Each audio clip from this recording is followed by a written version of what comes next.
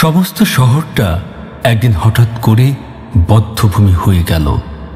যে কিশোর ছিল জীবনের বন্ধিতে উদ্দাম, তার অমেয় সংগ্রাম অকস্মাৎ ধ্বংসস্তূপে রক্তাক্ত পড়ে থাকে। হয়তোবা মৃত্যুর ওপার থেকে সুকঠিন শপথ তাহার, বীজ বনে মহিরুহ মুক্তির। সমস্ত শহর জুড়ে ব্যারিকেড বাঁধা, জীবনযাপন নয় অপমানে, অপমানে নপুংসক ক্রোধের টঙ্কার।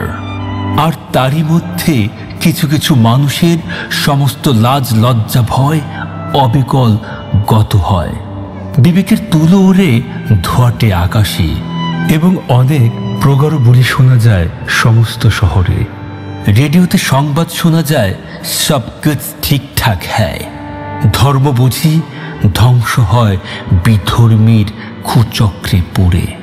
অতএব এইবার শত্রুর মোকাবেলা করো।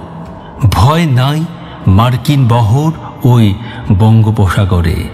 এবং তখনই আমার ভাইয়ের দেহ ছিন্ন ভিন্ন বিস্ফোরিত হয় প্রচণ্ড গ্রেনেডে। আমার বৃদ্ধ পিতার সাদা দাড়ি নিথর মুখের বেঁকে উড়ে বেপথু বাতাসে। আমার ধর্ষিতা বোনের চিৎকার মিশে যায় ক্ষমতায় ক্ষিপ্ত এক অট্টহাসিতে। এমন ভীষণ সময় কেমনে সহজে ভুলি আজ, কেমনে সহজে ভুলি সত্তার উদ্বাস্তু উদ্গ্রীব শপথ। বীর বাঙালি অস্ত্র ধরো, বাংলাদেশ স্বাধীন করো। বাংলা, বাংলা, বাংলা জননী আমার।